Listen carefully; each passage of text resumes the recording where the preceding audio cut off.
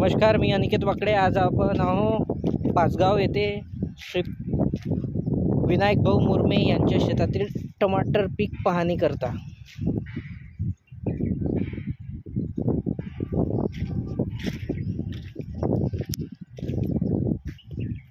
आपण बघू शकता केवढे सारे टमाटर लागले आहे, कीड नाही आहे, बाकी रोगांचाही प्रादुर्भाव कमी आहे आणि प्रोडक्शनही बघू शकता। एका झाडाला 2-2, 2.5-2.5, 3-3, 4-4 किलो पर्यंत माल लागलेला आहे। बघा यांचे ब्रांचेस वगैरे। आता हा माल काढण्यास तयार झालेला आहे।